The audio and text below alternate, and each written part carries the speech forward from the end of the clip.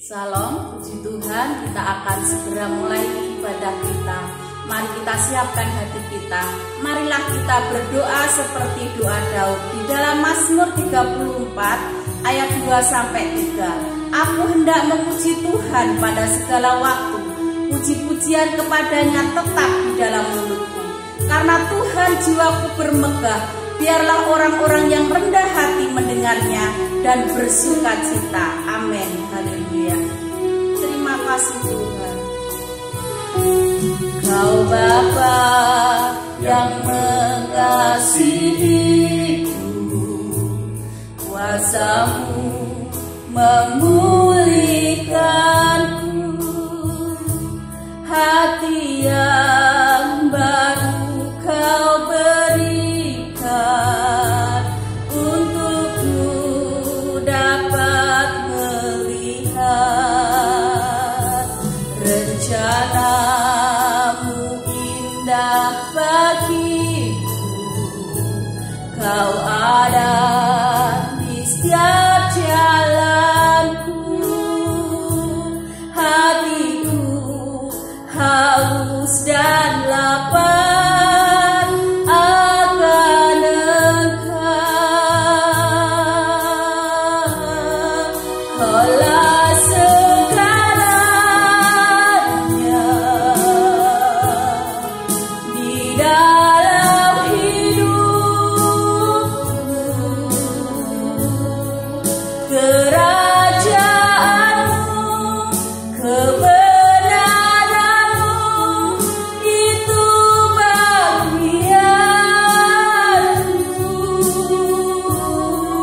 Kaulah yang kupandang selama hidupku. Mengasihi-Mu, memuliakan-Mu, Bapa dan Raja-Ku. Kaulah segalanya, Kaulah segalanya di dalam hidupku. Kerajaan-Mu, kebenaran-Mu itu bagianku. Kaulah yang kupandang selama hidupku. Mengasihi-Mu, memuliakan-Mu, mengasihi-Mu, memuliakan-Mu, mengasihi-Mu, memuliakan-Mu, Bapa dan Raja-Ku.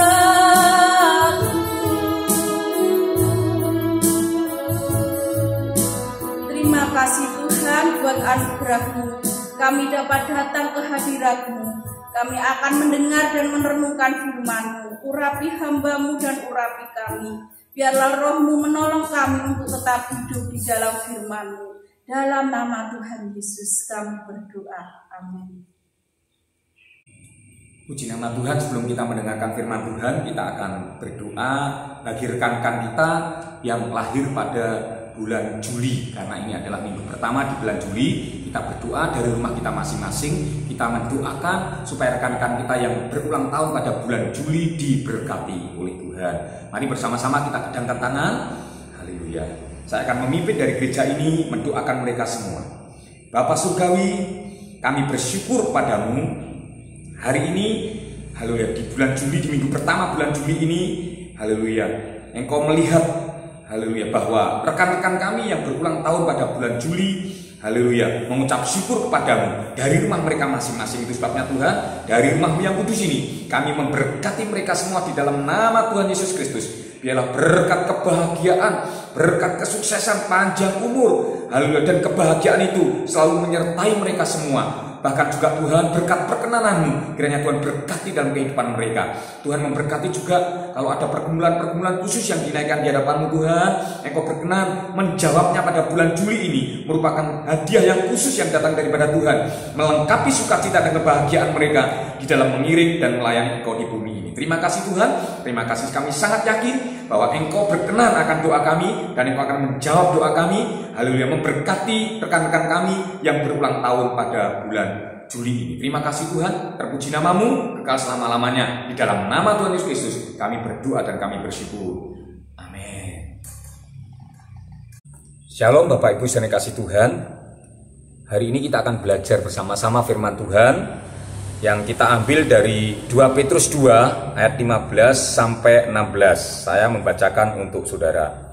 Oleh karena mereka telah meninggalkan jalan yang benar, maka tersesatlah mereka, lalu mengikuti jalan Biliam anak Beor yang suka menerima upah untuk perbuatan-perbuatan yang jahat. Ayat 16. Tetapi Biliam beroleh peringatan keras untuk kejahatannya, sebab keledai beban yang bisu berbicara dengan suara manusia dan mencegah kebebalan nabi itu. Saudara kasih Tuhan, hari ini kita akan belajar bersama-sama firman Tuhan yang saya beri judul Kejahatan Biliam. Paling tidak ada 3 kejahatan Biliam yang dicatat oleh Alkitab yang akan kita pelajari hari ini. Yang pertama adalah cinta uang. Ayat yang ke-16 dari 2 Petrus 2 ini dalam terjemahan sederhana Indonesia dikatakan seperti ini. 2 Petrus 2 ayat yang ke-16 terjemahan sederhana Indonesia. Tetapi Biliam langsung ditegur karena dosanya itu.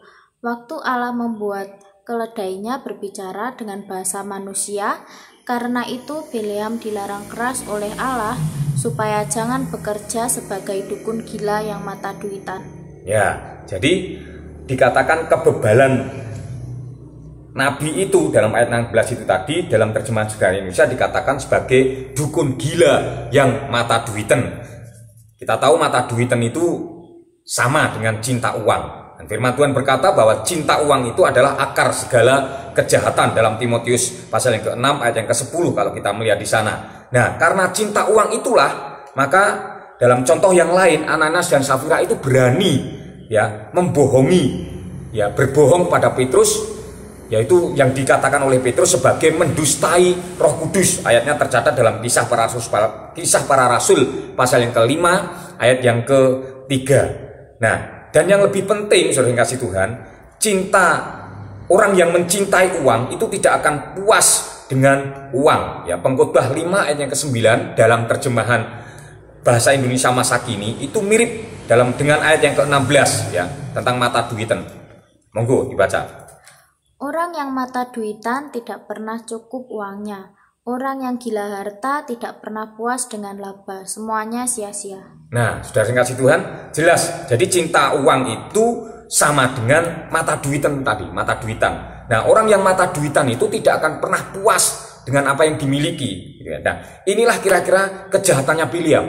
Secara tersurat memang tidak ada, tetapi secara tersirat kalau kita membaca dalam kisah yang sesungguhnya dalam Bilangan pasal yang ke-22, kita akan menemui di sana bahwa Biliam ini adalah orang yang mencintai uang, sehingga oleh karena upah dikatakan dalam 2 Petrus tadi, maka dia melakukan hal-hal yang perbuatan-perbuatan yang jahat, ya, seperti itu. Jadi yang pertama kejahatan Biliam adalah cinta uang. Maka ya saudara boleh katakan sama anak istri, karena kita ibadah online gitu ya, katakan anak istri jangan cinta uang ya, kita butuh uang tapi jangan sampai kita mencintai uang, karena cinta uang itu adalah akar segala kejahatan ya, sebagaimana contoh-contoh yang saya contohkan itu, termasuk Ananias dan Safira. Itu yang pertama ya, kejahatan Biliam yang dicatat oleh Alkitab adalah cinta akan uang. Kemudian yang kedua adalah melewati jalan yang salah. Saudara saya kasih Tuhan, kalau kita membaca dalam Bilangan pasal yang ke-22 sampai pasal yang ke-24 ya kalau tidak salah, sampai 24 itu tentang Biliam semua. Nah, tentang Biliam semua. Jadi oleh karena cintanya Biliam itu kepada uang, maka Biliam ini melewati jalan yang salah. Ya, coba dalam Bilangan 22 ayat 32 sampai 33. Bilangan 22 ayat 32 sampai 33, berfirmanlah malaikat Tuhan kepadanya, apakah sebabnya engkau memukul keledaimu sampai 3 kali? Lihat, aku keluar sebagai lawanmu. Sebab jalan ini pada pemandanganku menuju kepada kebinasaan. Terus? Ketika keledai ini melihat aku, telah 3 kali ia menyimpang dari hadapanku. Jika ia tidak menyimpang dari hadapanku, tentulah engkau yang kubunuh. Pada waktu itu juga dan dia kubiarkan hidup. Nah, saya kasih Tuhan, perhatikan kalimat sebab jalan ini pada pemandanganku, di pemandangannya Tuhan, menuju kepada kebinasaan. Dan berarti oleh karena cintanya pada uang, kalau kita melihat cerita lengkapnya, itu Bileam itu akhirnya melewati jalan yang salah. Itu yang kedua, kejahatan yang kedua, melewati jalan yang salah. Nah, akibatnya kalau kita pelajari itu tadi, Bileam tidak bisa melihat kehadiran Tuhan. Bileam tidak bisa melihat keberadaan Tuhan. Nah, dalam perjanjian baru atau dalam zaman sekarang ini, jalan yang salah itu seringkali bisa berarti itu adalah penalaran kita yang seringkali kita benturkan, logika kita yang seringkali kita benturkan dengan firman Tuhan yang tidak masuk akal. Nah, memang kebanyakan firman Tuhan itu ya tidak masuk akal. Kemudian kita membenturkan firman Tuhan yang tidak masuk akal itu dengan logika kita, sehingga kita menempatkan penalaran kita, logika kita itu di atas kebenaran firman Tuhan. Inilah yang menjadi jalan yang salah bagi kebanyakan orang Kristen, ya saudara kasih Tuhan. Nah, contohnya adalah orang Majus, ya orang Majus. Orang Majus ini sempat ya kehilangan bintang yang menuntun mereka kepada raja yang baru lahir itu. Karena bintang itu menandakan ada raja yang baru lahir, dan bintang itu menuntun sebenarnya kepada sang juru selamat atau raja yang baru lahir itu tadi. Tetapi orang Majus ini sempat kehilangan bintang itu. Kapan itu terjadi? Yaitu saat mereka masuk ke Yerusalem. Kenapa mereka masuk ke Yerusalem? Mereka memakai nalar. Mereka memakai logika bahwa seorang raja itu logikanya, lumrahnya, sewajarnya itu lahir di kerajaan, di istana. Maka mereka masuk ke Yerusalem karena pakai logika. Dan ketika mereka masuk ke Yerusalem, maka mereka kehilangan bintang itu. Jadi mereka tidak bisa melihat bintang itu, alias sebagaimana dialami oleh Bileam. Ketika Bileam ini melewati jalan yang salah, Bileam tidak bisa melihat kehadiran Tuhan, tidak bisa melihat keberadaan Tuhan, sehingga akhirnya keledai itulah yang menyadarkan dia tentang adanya keberadaan Tuhan itu. Mari kita melihat mengenai orang Majus tadi ya. Saat masuk ke Yerusalem, sempat kehilangan bintang yang menuntun mereka kepada juru selamat itu. Matius 2 ayat yang ke-9, bahasa Indonesia masa kini. Persilakan. Matius 2 ayat yang ke-9 dalam bahasa Indonesia masa kini. Lalu pergilah mereka melihat lagi bintang melihat lagi. Kalimat melihat lagi itu yang ingin saya sampaikan. Terus melihat lagi bintang yang mereka lihat dahulu di sebelah timur. Alangkah gembiranya mereka melihat bintang itu. Bintang itu mendahului mereka lalu berhenti tepat di atas tempat anak itu. Nah, jadi kata melihat lagi itu yang menjadi dasar bagi saya bahwa orang Majus itu sempat kehilangan bintang. Ya, sempat kehilangan bintang itu. Kenapa? Karena dia pakai logika, pakai nalar. Ya, ada demikian banyak orang Kristen mungkin juga membenturkan logikanya itu dengan kebenaran firman Tuhan, sehingga tidak pernah bisa melihat keberadaan Tuhan dalam kehidupannya. Nah, ini adalah sebuah kejahatan ketika kita itu menempatkan nalar kita, menempatkan logika kita di atas kebenaran firman Tuhan yang memang tidak masuk akal. Bayangkan seperti hari Kamis kemarin disampaikan oleh Ibu Gembala, ya, tentang apa? Bagaimana mungkin seorang wanita seperti Sarah yang sudah tua, yang sudah mati haid bisa melahirkan anak? Kan rasanya tidak mungkin, tetapi itu toh terjadi, dan banyak sekali kemustahilan yang dicatat oleh Alkitab yang sama sekali tidak masuk akal. Kalau kita mau membenturkan logika kita dengan kebenaran firman Tuhan yang memang tidak masuk akal itu, maka kita akan kehilangan yang namanya keberadaan Tuhan dalam hidup kita. Ya, puji nama Tuhan. Itu yang kedua. Kejahatan Bileam yang kedua adalah dia melewati jalan yang salah. Itu ya, yang saya artikan sebagai nalar, pakai nalar itu tadi.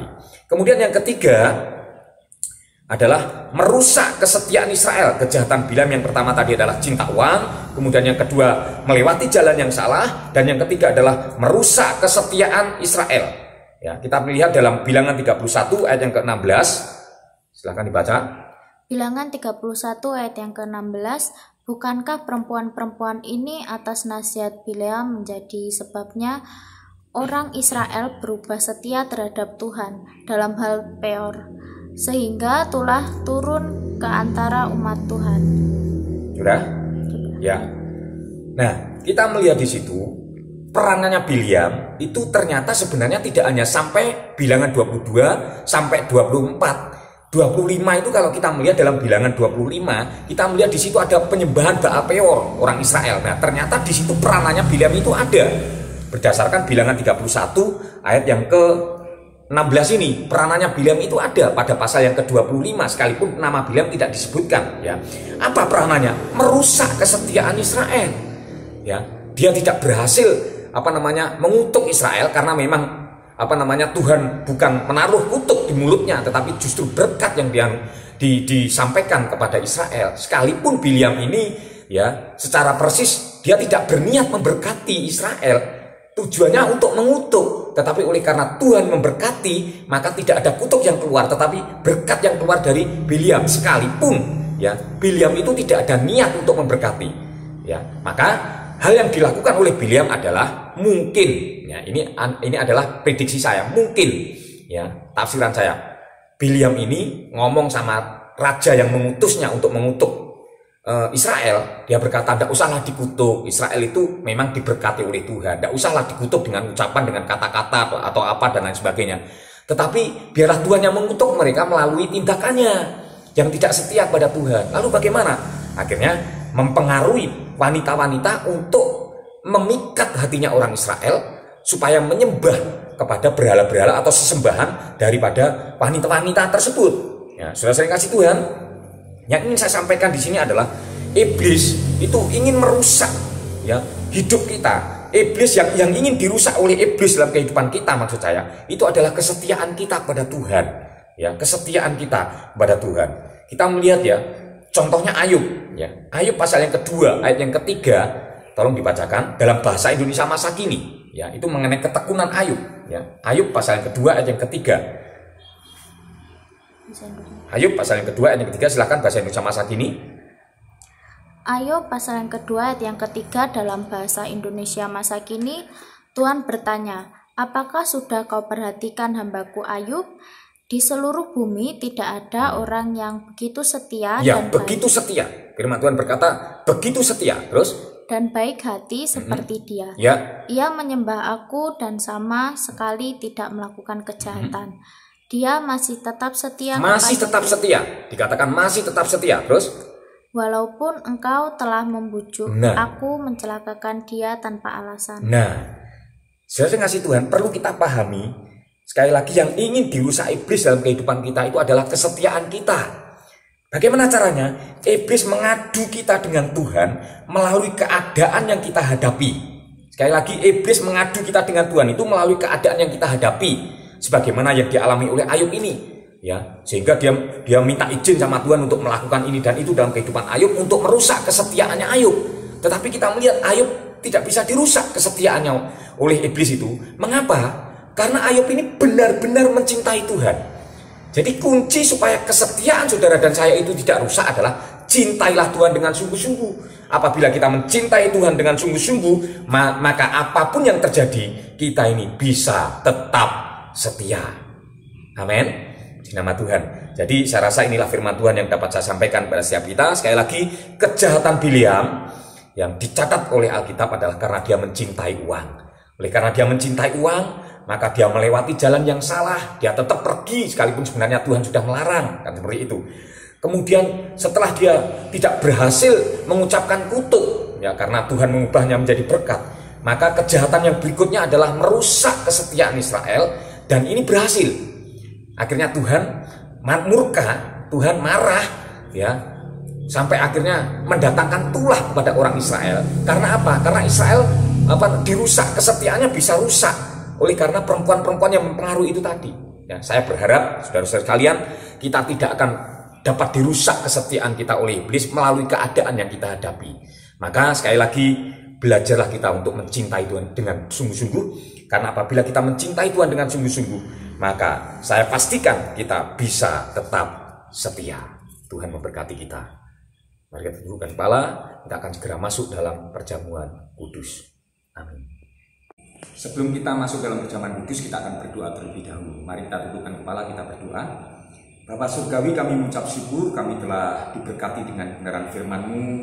Haleluya, bagaimana kami belajar dari kejahatan Bileam, sehingga akhirnya Bileam dihukum oleh Tuhan melalui Israel.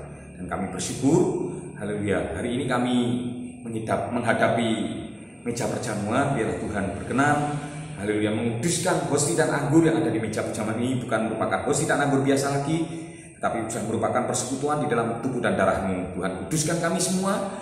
Tuhan, perkenankan kami untuk bersekutu dalam tubuh dan darah-Mu, karena hanya oleh perkenanan-Mu maka persekutuan di dalam tubuh dan darah-Mu akan jadi bahagian berkat dalam kehidupan kami. Terima kasih Bapa Surgawi, kami sambut perjamuan kudus ini di dalam nama Tuhan Yesus Kristus.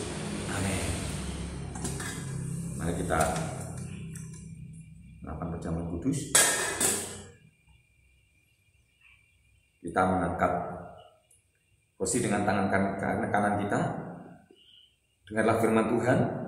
Sebab apa yang telah kuteruskan kepadamu telah kuterima dari Tuhan, yaitu bahwa Tuhan Yesus pada malam waktu Ia diserahkan mengambil roti, dan setelah Ia mengucap syukur atasnya, Ia memecah-mecahkannya dan berkata, inilah tubuhku yang diserahkan bagi kamu. Perbuatlah ini menjadi peringatan akan daku. Adakah saudara percaya bahwa hosti yang telah kita pecah-pecahkan bersama ini merupakan persekutuan di dalam tubuh Kristus? Amin. Mari kita makan bersama-sama di dalam nama Tuhan Yesus Kristus.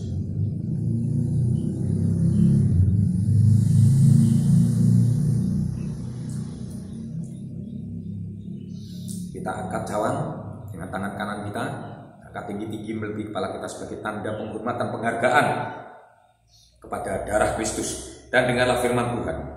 Demikian juga yang mengambil cawan sudah makan lalu berkata, cawan ini adalah perjanjian baru yang dimeteraikan oleh darahku. Perbuatlah ini setiap kali kamu meminumnya menjadi peringatan akan daku. Adakah saudara percaya bahwa cawan yang atasnya kita ucapkan syukur ini merupakan persekutuan di dalam darah Kristus? Mari kita minum bersama-sama di dalam nama Tuhan Yesus Kristus. Haleluya, haleluya, haleluya. Terima kasih Tuhan untuk kebaikan-Mu. Terima kasih untuk korban di atas kayu salib. Terima kasih, terima kasih. Terima kasih untuk tubuh dan darah-Mu yang telah menyatu dalam hidup kami, yang telah bersekutu dalam tubuh kami. Maka kami yakin, kami percaya, haleluya, haleluya, kebangkitan-Mu itu akan menjadi kebangkitan kami. Terima kasih Tuhan, kami akan melanjutkan ibadah hari ini. Kiranya Tuhan berkenan memimpin ibadah kami ini sampai pada paripurnanya nanti. Di dalam nama Tuhan Yesus Kristus kami berdoa dan kami bersyukur. Amin. Selanjutnya saya serahkan kepada pemimpin ujian kembali. Puji Tuhan, kita sudah menerima kebenaran firman Tuhan. Mari kita bersyafaat, kita naikkan pujian, setia ajarku setia. Haleluya. Setia ajarku setia, mengasihimu Yesus, apapun yang terjadi, ajarku tetap mengasihi. Setia ajarku setia, melayanimu Tuhan. Haleluya. Terima kasih Tuhan, kami bersama-sama bersyukur buat anugerah-Mu kami dapat menikmati hari ini. Sekalipun kami tidak bersama-sama ya Tuhan di dalam gereja-Mu, tetapi kami ada di dalam hadirat-Mu. Terima kasih Engkau sudah menerima ibadah kami, kebaktian kami, sembahyang kami pada hari ini. Tuhan Yesus, Engkau sudah menguduskan kami dan mengampuni segala pelanggaran dan kesalahan kami. Kami Tuhan menyerahkan Tuhan untuk negara bangsa kami di mana kami tinggal. Berkati Tuhan negara dan bangsa kami ini. Pulihkanlah, ampunilah ya Tuhan, selamatkanlah. Engkau menolong Tuhan supaya wabah ini segera berlalu Jangan sampai Tuhan jatuh korban jiwa yang banyak. Karenanya Tuhan, mari tangan-Mu yang penuh dengan kasih itu Tuhan akan memulihkan, akan memberkati bangsa kami, bahkan bumi ini ya Tuhan, penuh dengan kemuliaan-Mu. Biarlah kami semuanya ya Tuhan dapat menyadari dengan peristiwa yang terjadi ini, bahwa kami harus selalu mendekat dan mendekat kepada Engkau. Sebab dengan kami mendekat dengan Engkau, kami menjadi tenang, kami menjadi kuat ya Tuhan. Dan biarlah bangsa kami banyak yang bertobat Tuhan melalui wabah ini. Banyak semuanya disadarkan oleh Engkau Tuhan, sehingga mereka dapat mengingat Engkau, mereka dapat menyembah Engkau Tuhan Allah kami yang benar, Allah kami yang hidup dan berkuasa. Kami serahkan para pemimpin kami Tuhan, dari tingkat pusat sampai tingkat daerah di mana kami tinggal Tuhan. Berkati para pemimpin kami, Tuhan Yesus, menolong juga Tuhan, buat pekerjaan-Mu di mana saja berada. Engkau memberkati Tuhan, Engkau memberkati seluruh sidang jemaat-Mu di mana saja berada, di luar negeri, di dalam negeri Tuhan, di luar kota, di dalam kota, di dalam provinsi maupun di luar provinsi. Semuanya diberkati oleh Tuhan dengan hati yang mengasihi Tuhan, diberikan hati yang senantiasa mendekat kepada Engkau, supaya mengandalkan dan berharap kepada Engkau. Berkati dan peliharalah kami semuanya dengan kasih sayang-Mu. Tuhan, menolong mereka yang saat ini sakit, Tuhan Engkau sembuhkan, yang saat ini susah Engkau hidupkan, yang dalam pencobaan Engkau lepaskan, yang jatuh Tuhan angkat, bahkan yang meninggalkan Engkau kembalikan kepadamu. Berkatilah pekerjaan kami, berkatilah pelayanan kami, berkatilah keluarga kami di mana saja berada. Terima kasih ya Tuhan, Engkau memberkati kami semua yang saat ini berada di dalam hadirat-Mu. Kami percaya Tuhan ada di rumah kami masing-masing, sebab kami membangun mezbah keluarga kami. Kami datang berbakti beribadah kepada Engkau ya Tuhan. Engkau mengetahui segala apa yang menjadi pergumulan kami masing-masing. Biarlah Tuhan saat ini kami naikkan di dalam hadirat-Mu, dan Engkau menjawab doa kami. Tutup bungkus kami semua dengan kuasa darah-Mu yang kudus, penyertaan-Mu sempurna, perlindungan-Mu nyata, berkat-Mu melimpah atas hidup kami, dan pertolongan-Mu tak pernah terlambat. Terpuji-puji nama-Mu kekal selama-lamanya. Di dalam nama-Mu Tuhan Yesus kami berdoa dan mengucap syukur, dan kami sudah menerimanya. Amin. Haleluya. Sidang jemaat, saya undang kita balik berdiri bersama-sama. Kita akan segera mengakhiri ibadah kita di dalam doa. Kita akan berdoa sesuai doa yang diajarkan Yesus kepada kita. Karena itu berdoalah demikian: Bapa kami yang di surga, dikuduskanlah nama-Mu. Datanglah kerajaan-Mu, jadilah kehendak-Mu di bumi seperti di surga. Berikanlah kami pada hari ini makanan kami yang secukupnya, dan ampunilah kami akan kesalahan kami, seperti kami juga mengampuni orang yang bersalah kepada kami. Dan janganlah bawa kami dalam pencobaan, tapi lepaskanlah kami daripada yang jahat. Karena Engkaulah yang punya kerajaan dan kuasa dan kemuliaan sampai selama-lamanya. Kita akan mengangkat tangan kita akan menerima berkat yang datang daripada Tuhan. Sidang jemaat yang dikasihi Tuhan dan yang mengasihi Tuhan, Allah berkenan menerima ibadah kita hari ini. Karena sekarang terimalah menjadi bahagian hidupmu segala berkat, nikmat, anugerah, kasih karunia dan damai sejahtera yang datang dari Allah Bapa surgawi kita, yang senantiasa mengasihi kita di dalam kasih sayang anak tunggal Yesus Kristus, serta berkat persekutuan, berkat kekuatan, berkat kesehatan yang dijamin oleh Roh Kudusnya, kiranya senantiasa menyertai kita sekalian minggu pagi hari ini, bahkan sampai selama-lamanya. Di dalam berkat nama Tuhan Yesus Kristus, kami kembalikan kerjaan yang kudus dengan mantap yang berkata amin. Selamat hari Minggu, Tuhan Yesus memberkati kita semua. Amin.